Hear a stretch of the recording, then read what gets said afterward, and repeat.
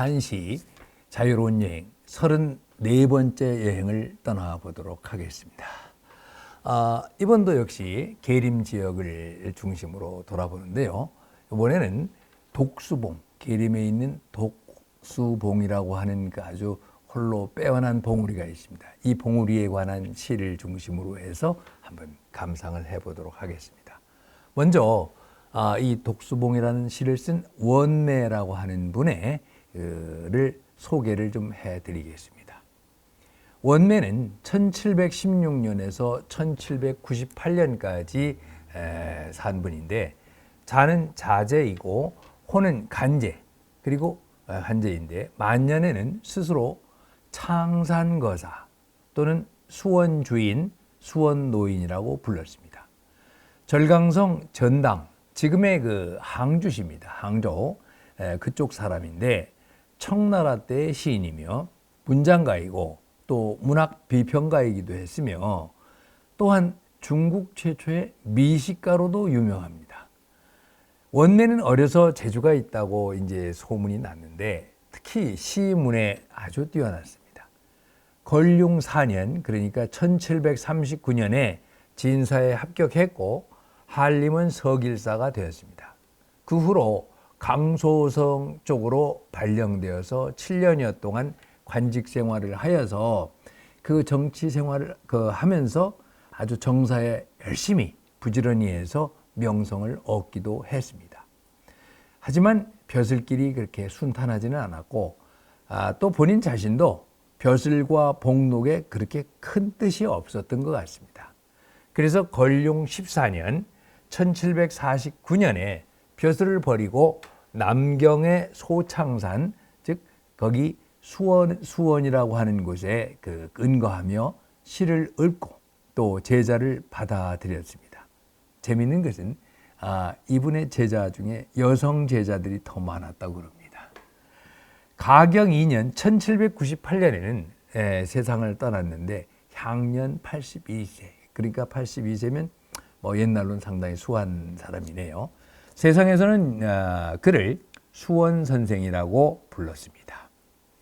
원매는 성령설을 창도해서 시문의 창작에는 성령을 부여할 것을 주장했습니다. 근데 여기서 이 성령이라고 하는 것은 그 종교적인 의미에서 성령이라고 하는 그런 말씀이 아니고 그 성정, 인간의 성, 본성과 감정, 성정이라고 하는 얘기예요.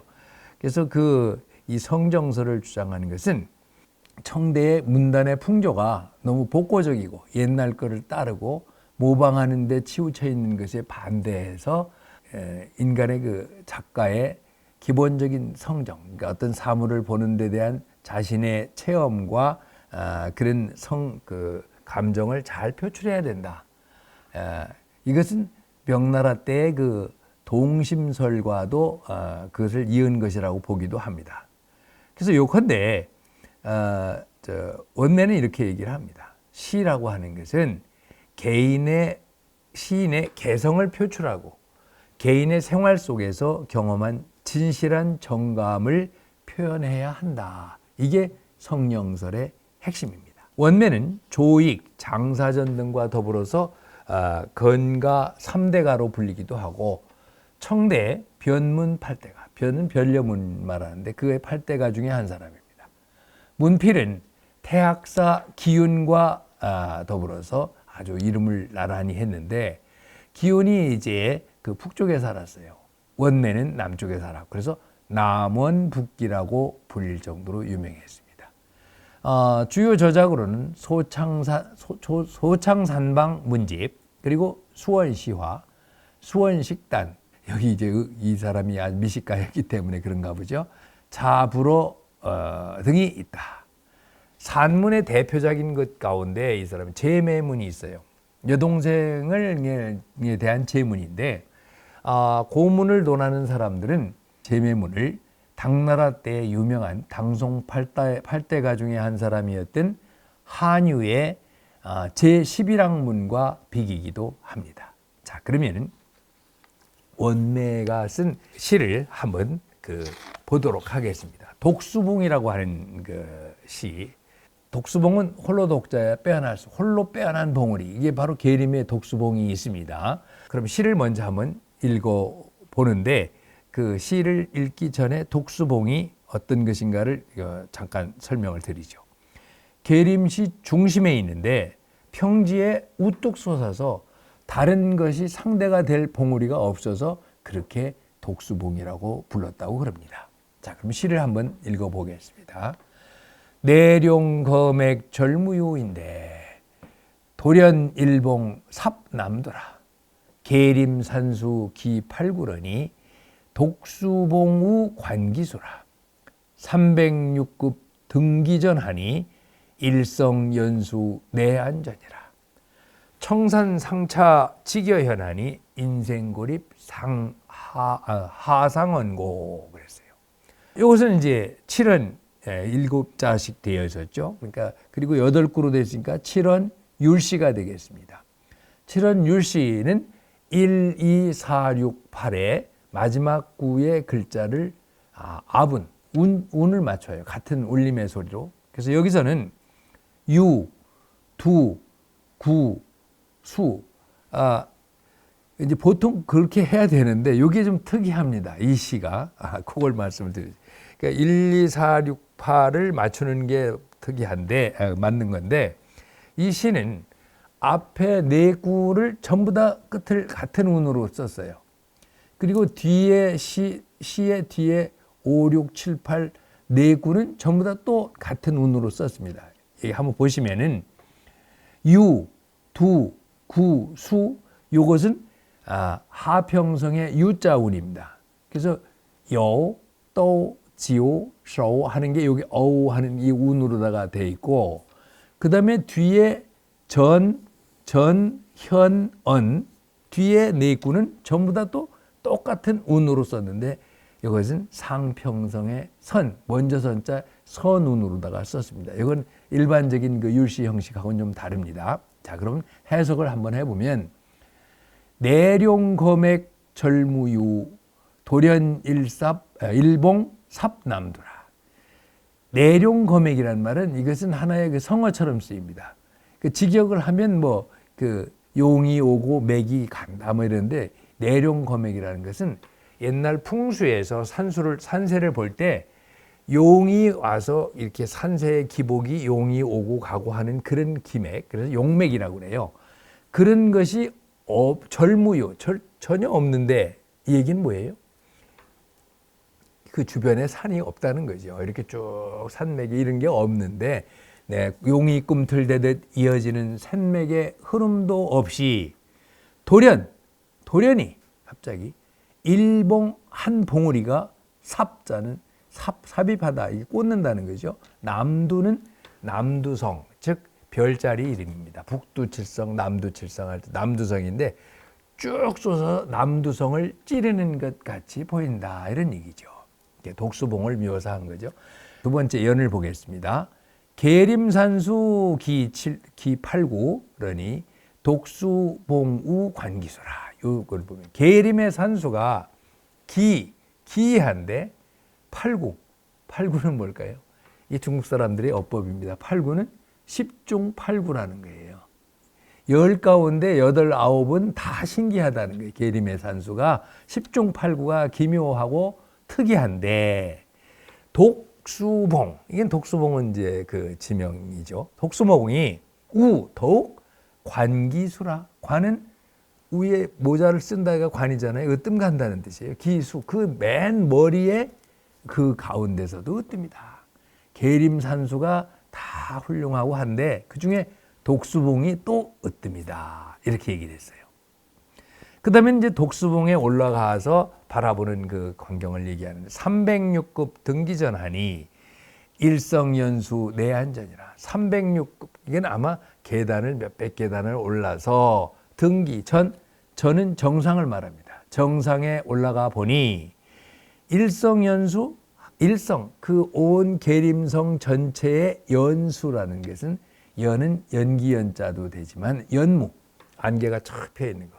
연무가 그 내 안전이라 눈앞에 쫙 다가오는구나 하는 이제 이 경관을 그리고 있어요. 그러면 네 번째 연을 보겠습니다. 청산 상차 직여연하니 인생고립 하상언고. 여기서 청산은 오히려 여전히 차는 또한 직 곧게 솟아 있다는 거. 마치 뭐처럼 여현하는 건 악기의 줄처럼 여전히 곧게 솟아 있으니 인생고립 하상언고.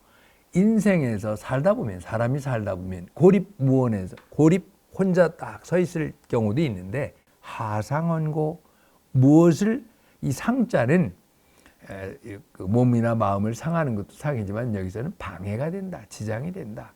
그러니까 인생에 살다가 보면 고립무원에 처한들 무슨 상관이 있으랴 이렇게 그 시를 맺고 있습니다. 이 시에 대해서도 한번 전체적으로 한번 감상을 해 보도록 하겠습니다. 이 독수봉 시는 원내가 만년에 다시 계림에 놀러 갔을 때 쓴 칠원율시라고 봅니다. 그러니까 전에도 갔었는데 다시 가서 쓴 시인데 비록 여러 사람의 품평이나 감상 분석이 극히 적어서 거의 사람들에게 널리 알려져 있지는 않습니다. 그렇지만 자세히 읽어보면 그 가운데 선명하게 그 원매가 추구한 성령설, 자기의 감정 또는 심정을 느낀 것을 잘 표현하는 그런 심미 추구를 느낄 수가 있습니다. 시의 앞 세 연에서는 독수봉이 외롭게 서 있는 모습과 주변의 풍광을 단박하게 묘사하고 있습니다. 그러다가 마지막 연에 가서는 돌연 붓을 산봉우리에서 바로 사람의 문제, 우리 인생의 문제로 돌려가지고 어떤 자신의 심정을 얘기하고 있습니다. 그래서 정직한 사람도 때로는 이 홀로 솟은 독수봉처럼 고립될 수도 있지만 이러한 경우에도 독수봉과 마찬가지로 홀로 빼어난 아름다움을 가질 수 있으니 이 때문에 번뇌하고 고민할 것 없다 하는 얘기를 한 것이죠. 자, 그러면 천년부터 한번 보겠습니다. 천년에서는 내룡거맥이라는 얘기 나왔죠. 용맥과 같은 산세가 여긴 없지만 돌연 봉우리 하나가 우뚝 솟아가지고서 남두성을 찌르고 있는 것 같다는 다소 과장된 표현을 하고 있습니다. 여기서 시인은 꽂을 삽자예요. 삽이라는 한 글자를 가지고 자신이 예기치 않게 독수봉을 딱 보았을 때 느끼는 예민하고 독특한 어떤 심미 감수를 써내려갑니다. 그러면서 이 독수봉의 동태미, 움직이는 것 같은 그 동태미를 잘 드러내 보여주고 있습니다.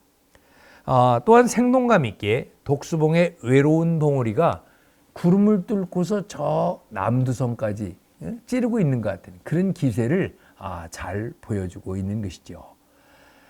그 다음에 이제 둘째 연에서는 그러므로 계림의 산수가 대부분 기묘하다. 10중 8구가 다 기묘하지만 그 중에서도 이 독수봉이 가장 으뜸이라고 얘기하고 있습니다. 그 다음에 이제 셋째 연에서는 뭐를 얘기하느냐면 몇백 개의 계단을 걸어 올라서 독수봉 정상에 이르러 성 전체를 쫙 바라보면서 그 풍경을 이제 그리고 있습니다. 그런데 온 성이 가벼운 연무, 안개 같은 게 쫙 껴서 그 주변에 물이 많으니까 그럴 수밖에 없죠. 연무로 가득하고 성 너머로는 푸른 파도가 넘실대는 것이 보일 뿐이다. 이것은 아주 절실하게 잘 간결하면서도 분명하게 그 계림의 풍경을 표현하고 있는 것 같습니다. 그리고 이제 그 한시에서는 자연 경관만을 얘기하는 게 아니라 나중에는 결국 뭐를 얘기하냐면 자신의 심해, 자기의 어떤 생각을 펼쳐내는 겁니다. 여기서 이제 마지막 연에서 그것을 표현합니다. 자연의 경치로부터 시인의 정서로의 전환이 이루어집니다. 시인은 고립된 산으로부터 고립된 인생을 연상해냅니다. 자신의 삶이 좀 그런 것도 있었죠.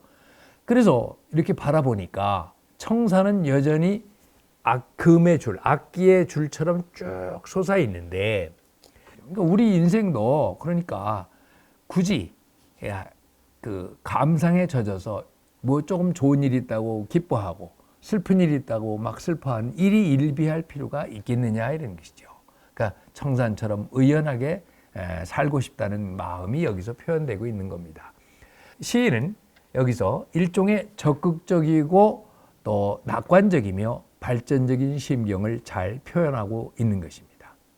이 시는 독수봉이 외롭게 우뚝 솟아 하늘에 닿아 있음을 말하면서 시인이 고고하게 스스로를 지켜나가는 고상한 추구를 거기에 담아내고 있다고 보겠습니다.